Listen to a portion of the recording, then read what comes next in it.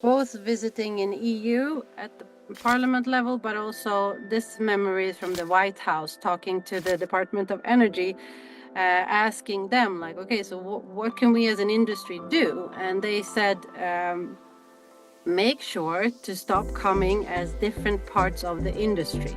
Don't come to us talking about closed loop and then the other day come and talk about conventional or ESG or ASG. You are one. You need to start talk and unite your communication around this, because you're not getting the attention you need in order to actually make that progress you need, or in permitting, or what may it be in this case.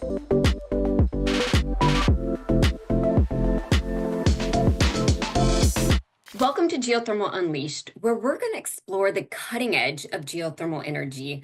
I'm Elizabeth Cambre from the Vallourec New Energies team, and I'm here to educate and document geothermal's rise in the global energy transition. And I want to give a special thanks to Think Geo Energy.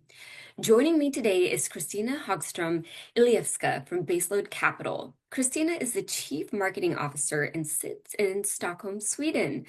And Kristina, you've got a very interesting background as you studied sports and health science in school, but now you're in the geothermal space. And I want to start right there. I'm so interested in your journey. So can you get things kicked off with us by introducing yourself and tell us your journey of how you got into the geothermal space? First, thank you for having me on this show. Of course, I can tell you a little bit about how I ended up here, but the honest answer is I really don't know. Perfect. No, I'm kidding. But honestly, yes, I'm a teacher in the back from university, and I actually never worked as a teacher, only throughout my university studies. So immediately when I was finished, I was offered a job in Croatia, where I was working for this big health and spa center, and we actually established a couple of centers in Serbia, in Croatia, and also in Hungary. So I basically started as operations manager, and I took a liking into sales and marketing very early. So then I went into Dale Carnegie, which is also a global organization, and I was a teacher or a coach for leaders and salespeople, and I was actually one of the doing the courses, communication and leadership, sales presentations, presentation technique. And I think that those two actually gave me a base to move into business completely. So I ended up in different sales and marketing positions throughout a couple of years. I was climbing the ladder of the career that you're supposed to do in the big corporate organizations, going from one to another, but never really 100% liked it. And after a couple of years, I decided to start my own consultancy firm. And I worked with change management in communication and marketing with a lot of different companies. So one day Baseload Capital called, and I had done a couple of jobs for them earlier, and they said, could you help us with a LinkedIn post? And I said, not really my realm, but sure, I can help you with a LinkedIn post. I know how to do that. And then I started asking the right questions, and ended up helping them with a little bit more and a little bit more. And once I had actually started doing some more work for them, they asked me if I could do a makeover and make sure that to put everything in place for their toolbox and the brand. And I said, I don't do that if I cannot work from the top, and if I cannot work from what I believe is the start, where you start to put things together. And for me, that's when you start with the vision and the mission. So I actually started working with Baseload Capital from the mission perspective and the vision. So asking employees, what was Baseload at the time? And at the time, they were explaining themselves as a different type of company, more I would say they were more like they had a legacy from the former owners. They were not really sure if they were developers or finance or investment. What were they? But what they were sure about is why they were working there. And the reason that all the employees were working at Baseload Capital was because they felt that they could make a difference for our planet, for their future children. And to this day, I still remember one of the answers. Simon from the team, he's still with us. He answered, I work at Baseload so that I can look my grandchildren in the eyes when they ask me what I did in the 2020s to prevent this. And that actually like struck a nerve with me. And I think that's the moment when I fell in love with the company, and I just started like working more and more. And basically, I've put my own consultancy firm at rest, and I took this opportunity and challenge to really look into what geothermal can do if it actually gets what it deserves.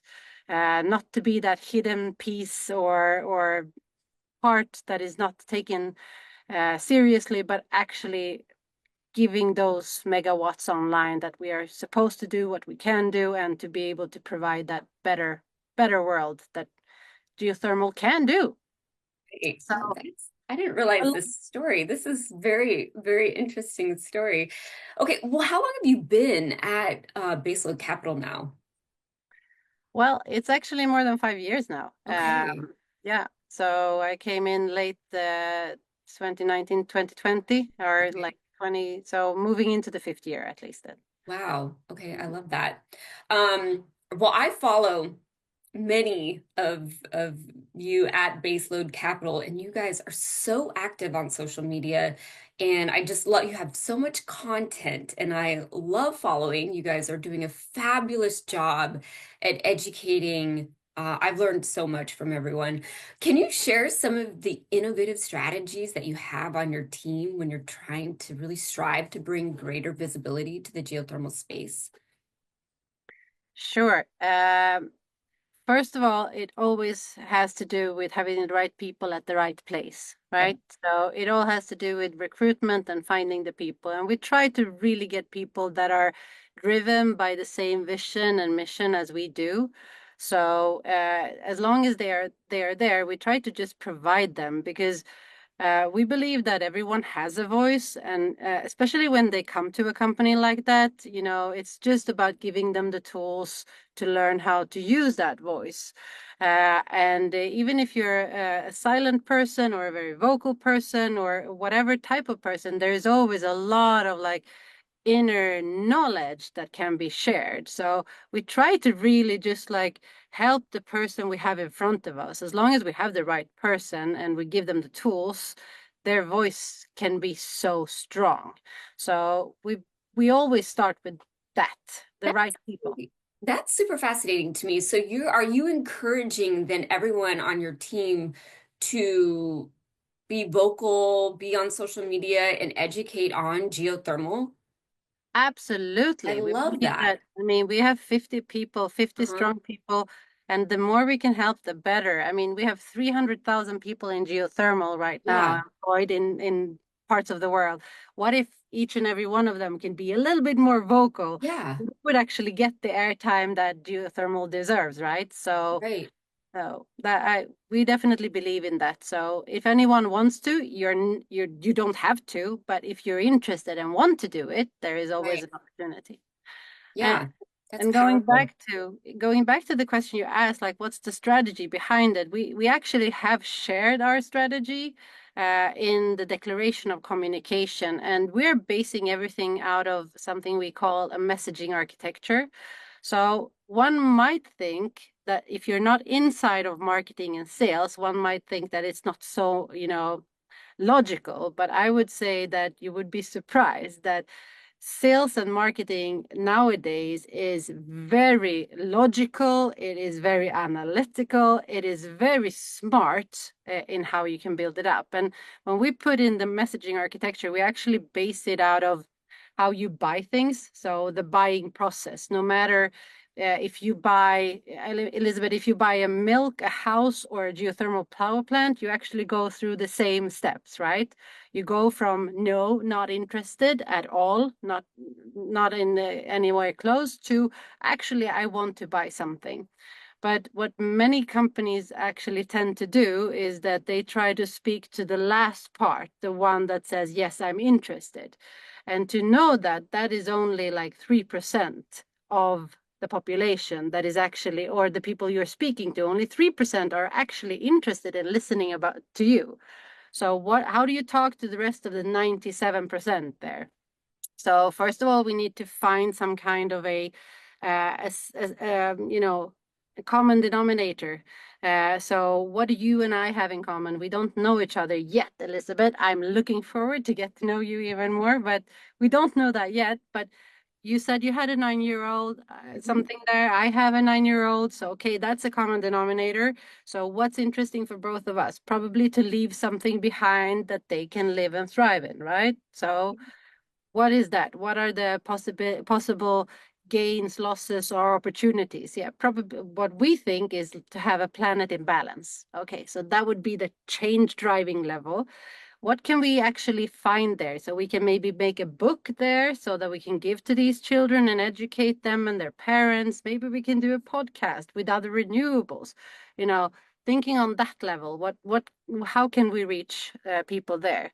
Taking them to the next level is, okay, we both agree that we can do something about this climate situation. Okay, so what can we do? Well, there are different solutions. There is sun, wind, geothermal. So geothermal being one of them. But here we can talk about the renewables and mix ourselves with renewables. So here maybe we have a different product that can reach these people. It can be a white paper. It can be having opinion paper articles in different newspapers. It can be to be on panels on different conferences. You know, there are different ways of reaching these people and these target groups. Once you have them there, then you can pull them down to, okay, so out of these like really interesting renewables, why is geothermal that the good thing? So now we can start talking about geothermal, and I'm still talking about geothermal. I'm not talking about low, high, medium. I'm not talking Sure. about that. I'm just talking about geothermal to pull them down into getting interested.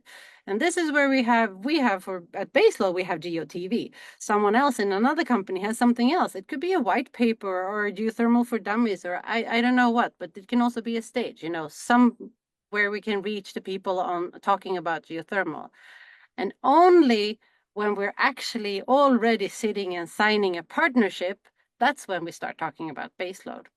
So we're actually like turning the funnel around completely, and with our marketing and how we're thinking. And I honestly believe that we can do that as an industry as well.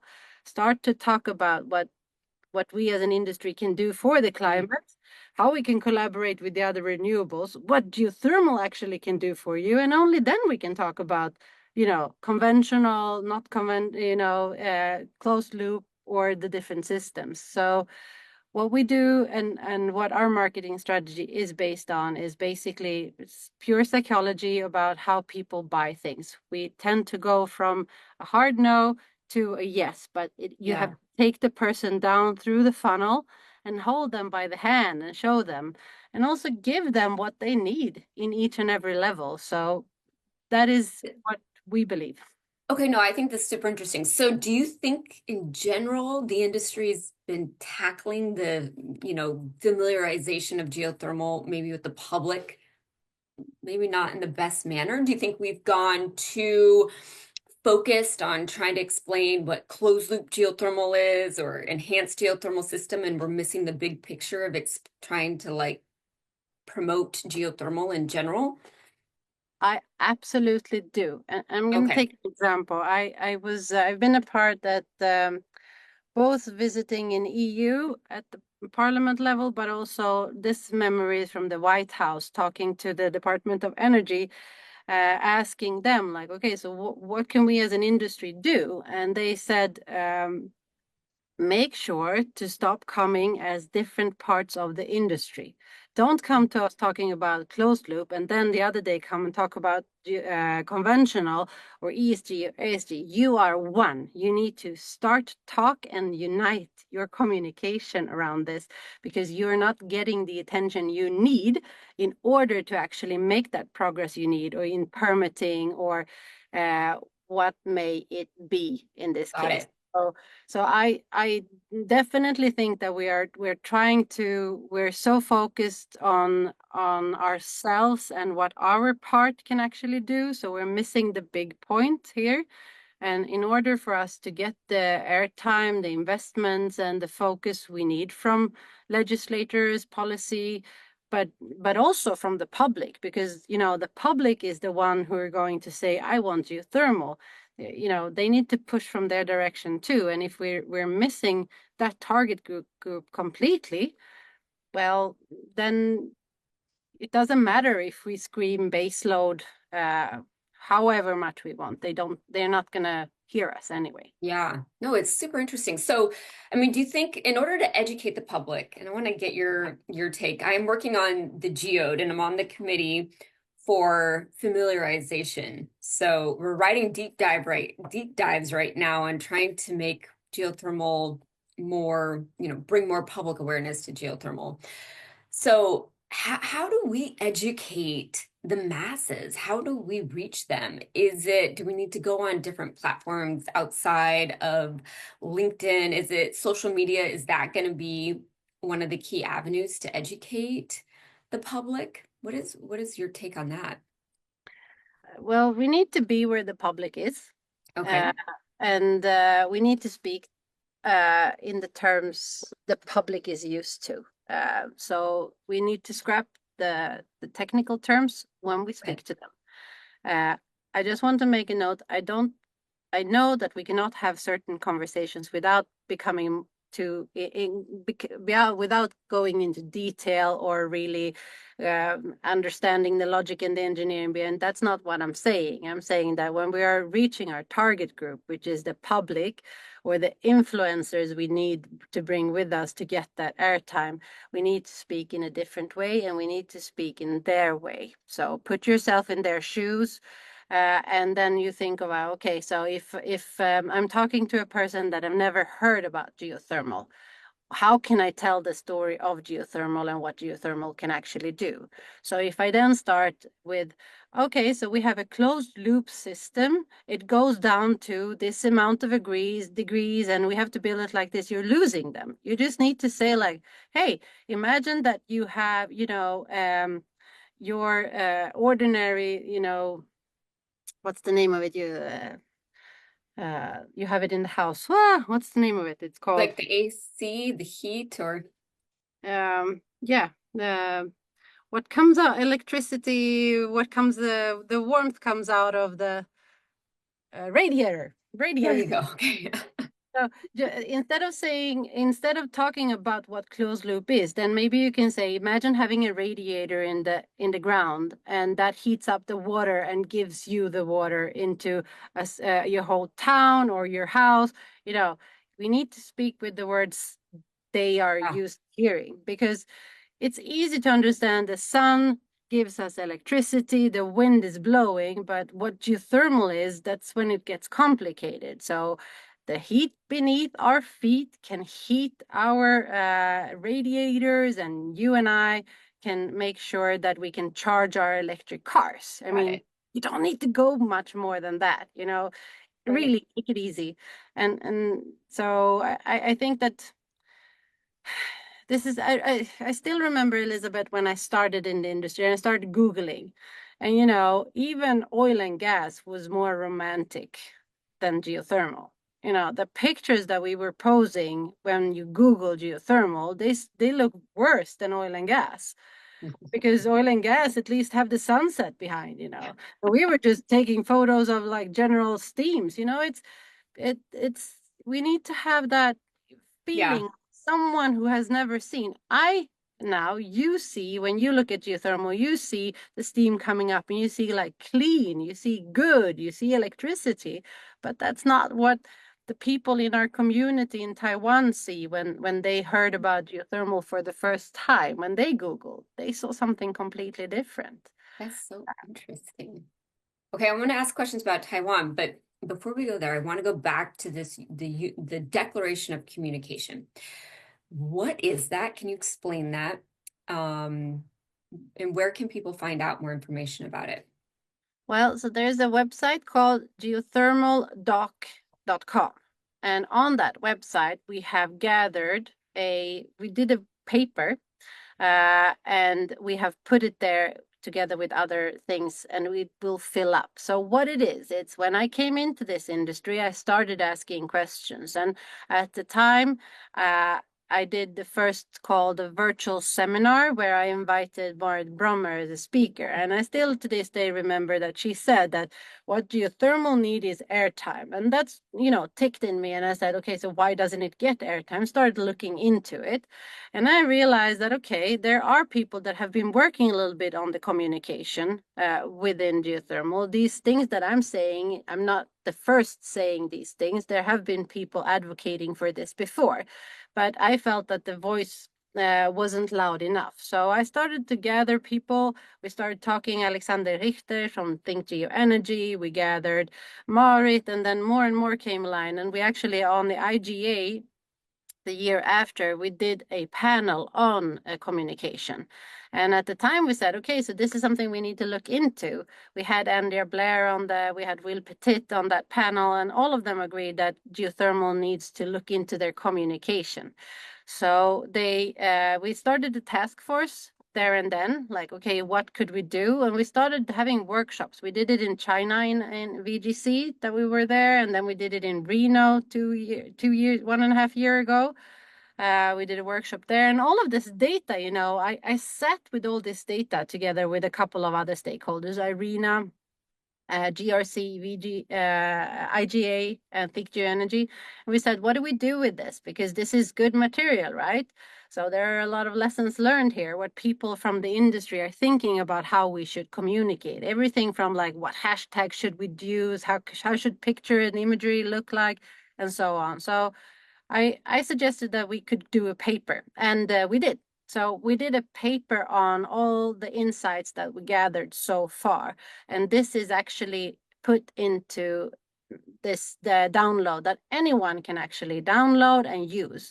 And in it, I actually explain this messaging architecture way of working. I'm also explaining other things. And we're putting in like our thoughts moving forward, actually. And it is already supported by the Geothermal Rising, the VGC, the Geothermal Association of Kenya. We have IGA, of course, Think Geo Energy, but also ORMAT. We have Baker Hughes. So we're starting to gather big organizations around this, because if we can get attention from the people with the mandate, put a little bit more focus and mandate, and so that people in marketing and communication can together work so that we can get geothermal out there much more. I mean, we're such a small industry, honestly, and as we don't have anything to compete about internally. There is so much more. I mean, just what is expected for in electricity the next couple of years is massive. And we know that solar, wind, nothing can actually cover this. We need baseload. So it's more about like making sure that geothermal is taking that piece of the pie. So there will be much more to share between us. We don't need to compete with each other. We actually just need to jump up and take that actual piece of pie and start splitting that one instead. So the hope with this is that we will get 1,000 signatures by year end, and we will have workshops where we will invite marketing people, communication people, but also the CEOs, the CFOs, the people who are interested and wanting to learn more about this. As I mentioned at the beginning, we have 300,000 people. If all of them voice their opinion about how cool geothermal is, we're going to get a lot of airtime. So the more the merrier here, right? So we want to invite all the people to be a part of this, to download the doc, use it for whatever it can be, but also take a part in the future lunch and learns that we're going to have. We're going to continue being on the different platforms, on the conferences, together with the associations. And we consider it being like a help to self-help, so that we can inspire each other.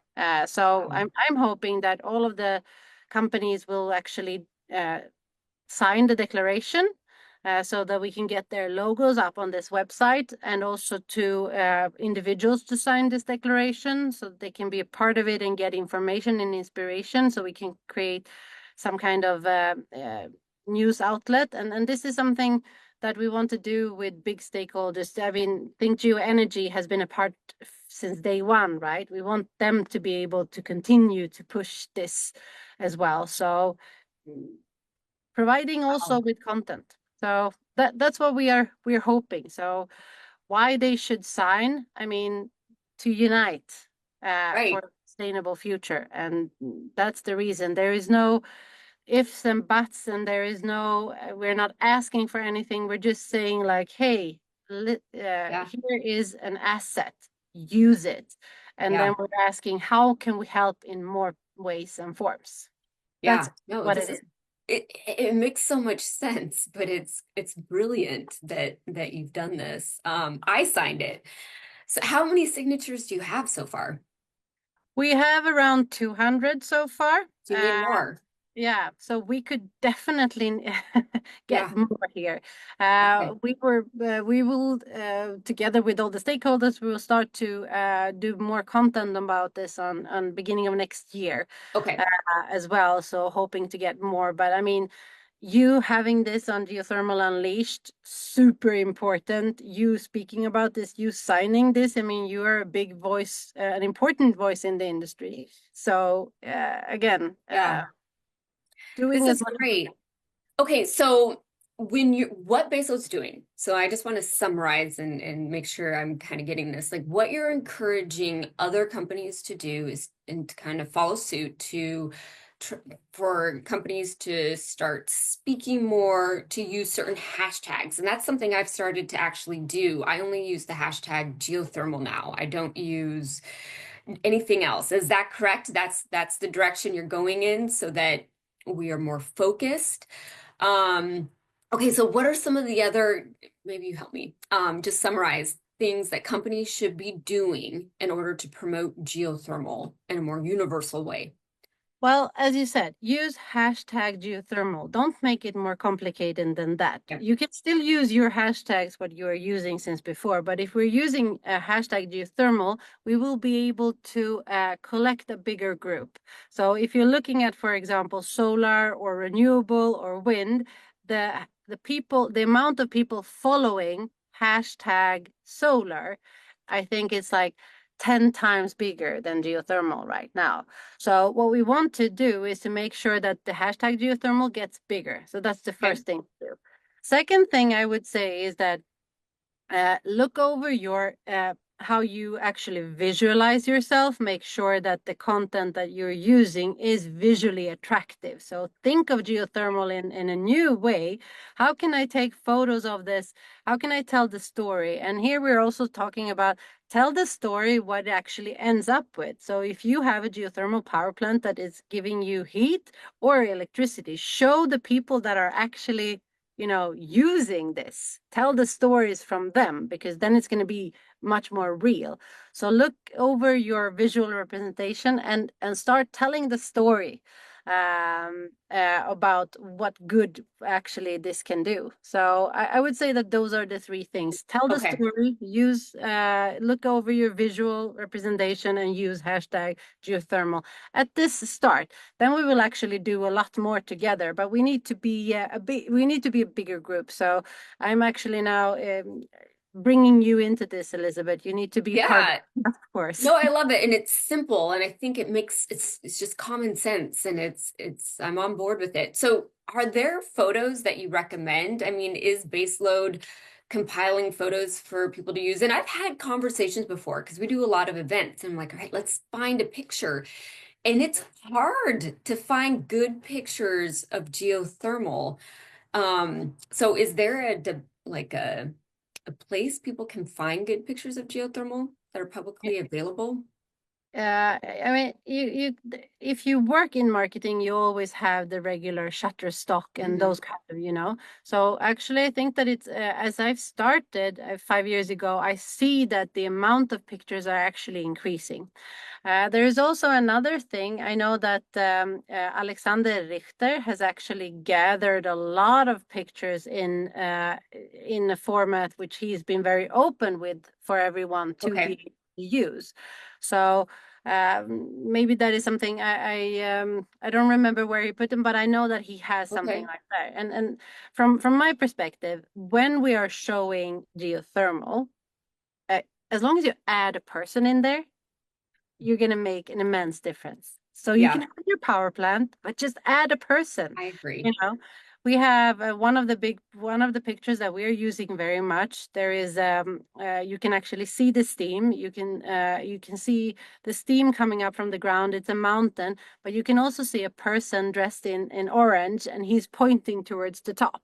So, you know, just the picture without the person is not going to be the same thing as the picture with the person in, because suddenly you get something to, you know, relate to.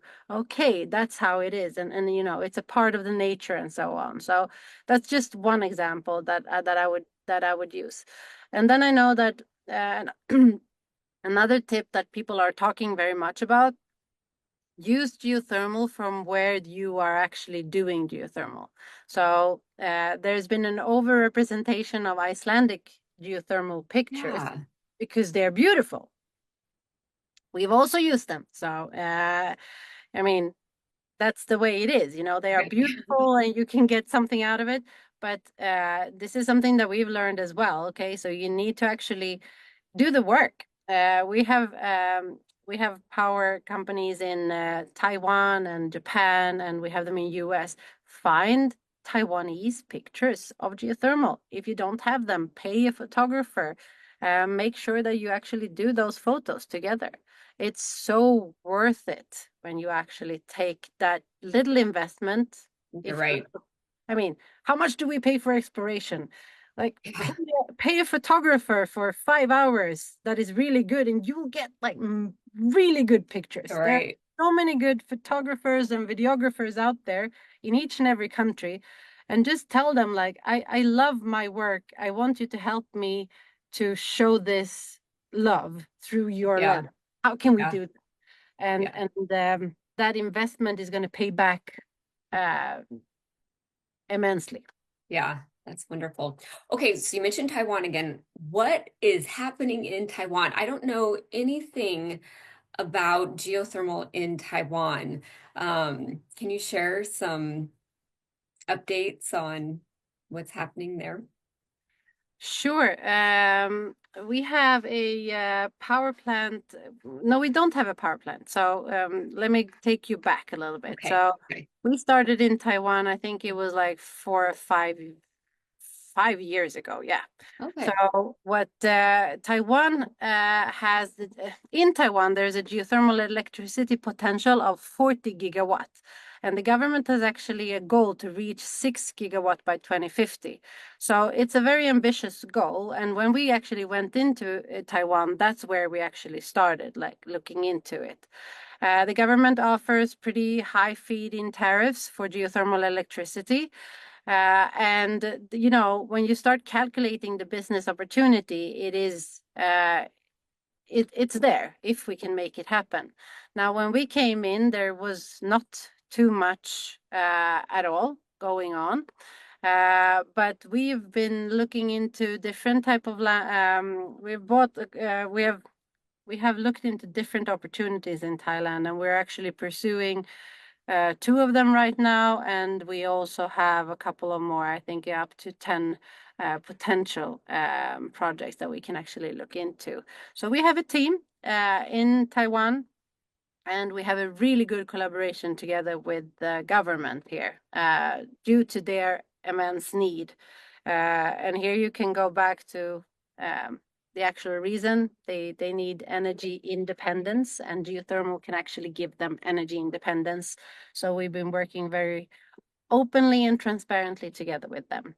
And we are pursuing a couple of things, but we've come furthest on one power plant, or not a power plant, but one potential area in a community where we are working together with the community to find a way forward so that they can be a part of this. Yeah, I love that. I love Mm. that. Okay, so you've got projects in Taiwan, you mentioned Japan, and then the US. I believe you guys have a number of projects that you're working to move forward in the US. Can you talk a little bit about those? Yeah, sure. We have two projects that we're moving forward, California and Nevada. All in all, Baseload has 8 pilot projects that we're moving forward, and they are in 3 markets, and we've done it in 5 years. So basically, we're still in exploration, moving into drilling phase in both of those, looking for the next step. And it's going good. I mean, US is a very interesting market, and you also have a big need of electricity. And also in the different states, it's very interesting because in US, geothermal is bipartisan, right? So it has support from both sides, which is really, really good. But I think, again, it needs some more airtime. But we're moving forward with the project in US. It's interesting. We are in the permitting, Okay. how do you say, in the permitting Phase? heaven. Heaven, why? Is it going well, or is there still challenges in permitting there? I think we both know, yes, there are Yeah. a lot of challenges in permitting. Yeah. We really need to look into that as an industry. That's one of the things that I know that has been put in a lot of work into, and I hope, I'm still very positive that it will succeed. We just need to have more patience and continue to do the work and the footwork. So, Elizabeth, you will join me in Washington, right? When we will I go. hope I will be there. My manager was there last year. He loved it. Yeah, so definitely, you and I should tag along and go Yeah, into those offices and talk to those senators and governors and tell them the story about geothermal because they need to learn and know about it. right. And I mean, I again, I put myself in the shoes of them. They have so much to understand, to make decisions on. So, as if we're not there to tell them about geothermal, why should they, get where should they get their information from? Right. So we need to do the footwork. Got it. Okay. All right. So there is a lot of talk that there is a big boom coming in geothermal. What do you think the outlook looks like in 2025? Do you think, and what was your, like when we look at 2024, did you have higher expectations for 2024? And maybe you could, I don't know if you could focus on the US in particular, on that growth. Did 2024 meet your expectations with geothermal growth? Let's start with that. I mean, I don't have the updated numbers, but I do believe that we have more money coming into the industry. So more interest from investors. And I mean, today we are less than 1% of the electricity in the world, right? But I mean, there is also an understanding now, and I think that there's an urge from not only from US but from everywhere that let's not miss the train of new technologies. And the from the IEA report just last week, it says that we could actually cover up to 15% of the increased demand up until 2050. And I mean, this is as much as US and India electricity, what they do together. So it is vast amounts, right? So to your answer, 2024 left me positive. I think that we have been moving forward. I see that the permittings, if I mean, there is a just now in US, there is a question mark what happens next, right? Because Yeah. you're changing government here. But I felt very positive that we will actually get the permitting we need and the the work around that. We have been working with the BLM for a long time. I feel that that is a very positive. The Department of Energy, I think, have done a great work. They released the liftoff report, which has been Yes. very positively talked about and referred to by the big investment companies that we are talking to often. So I think that it's it's really something in the air. And I would say that 2025 is an important year. I think that we need to get more megawatts online. If I talk for baseload, we want to get megawatts online. That's our goal. That's our focus, to make sure that we get as many of our pilot plants into commercial stage. We already have megawatts in Iceland, right? But we want to get them in the different other markets we have. And if we look at for the world, I think we've never been in a better position. I was not there in the 70s, obviously, when there was a boom, but I also hear that people are referring to it, and it feels like there is more interest right now than Right. it was before. So that is only subjectively what I hear when people are saying. Right. So I think it was a good year, and I think that 2025 is an important year. Okay. Okay. I feel like I resonate with that. Um, Now let's look at the EU. Do you think we're going to see acceleration of geothermal in the EU? Yes, I do. Okay. I mean, there was there was an article just recently. As I said, the EIA report came just recently, and we there is a lot of debates now going on about like, okay, so geothermal has the potential to provide EU with 25% of all heating and cooling, and actually 10% of the electricity production. Uh, is what comes out of this report. And it's actually like you can actually feel in Europe that it's like bubbling, and they've signed uh, this declaration as well that they should work to get this on board. So yes, it is happening a lot in EU now. I would also give some credit here to EGEC, the European Geothermal Association, that have done a great work behind the scenes. They're not as you don't see them as much as the other associations, but they do really hard and good work behind the scene.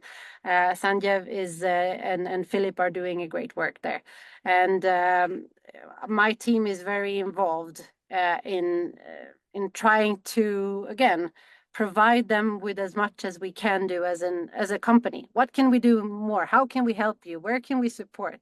And that's, I think, what we as companies need to do. We need to ask the associations, how can we help you? Don't ask what they can do for you, but more like, okay, so you're running now, you're running really hard. Can I help you in certain ways? Can I be at different meetings? Would that help? Could I provide you material? Could I give you data? Whatever it may be. So Okay. help them. So are you focused on associations that are in the geothermal space? Are you out in different realms of energy associations trying to further educate? Where do you spend the most time trying to educate within the geothermal space or outside? Mm, I would say that maybe I'm 50-50 right now. Okay. Have three regional marketing directors, Claire in Asia, we have Boel, who is working here in Europe, and then we have Laura Singer in US, and they are working very much on the local level, making sure that we are trying to help the associations in the different markets we have. And I'm trying, actually, my focus moving forward is to try to be at the energy, the general energy level, because I think that we need to be seen and heard there. Yeah. I think that we are starting to wake up as an industry. Not starting, that sounds very degrading, but we are waking up as an industry and understanding what we need to do and starting to speak the right things. But we need more airtime in together with the rest of the renewables. Um, Yeah. I'm I splitting my agree. time right now 50-50, I would say. Okay. And uh, it depends on how much the girls want my help and support, but they are so They're so amazing. I'm blessed with an amazing, amazing team. Yeah. So I'm actually able to work on a little bit more on the global level. Yeah. Well, this is fascinating. We're almost out of time, and I want to ask one last question to you. And this is more of a question about giving advice. There's a lot of individuals who are keeping their eye on the geothermal space. If you were to give advice to them of how they can get involved, how they can have an impact, what would be your advice?